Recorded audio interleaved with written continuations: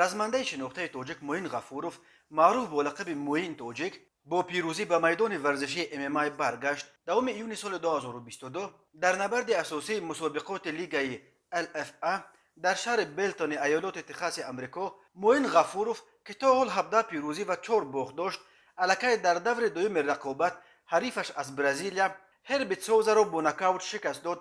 برای سوزا که تا حال در میدان MMA 15 پیروزی داشت، این باخت دوم در سابقه ورزشی و برای موین الکی پیروزی 18 بود.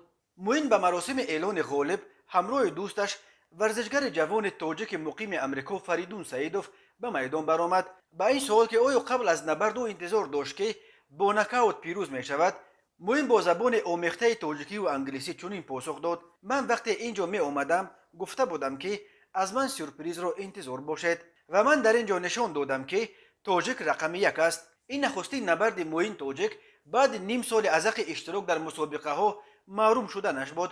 ماه دکامبر سال 2021 به سبب در نمونه های برای تشخیص سپردن موین غفوروف پیدا کردن کندرینان نام مواد ممنوع، او را به استفاده دوپینگ ایبدار و برای 6 ماه از حق اشتراک در مسابقه ها محروم کردند.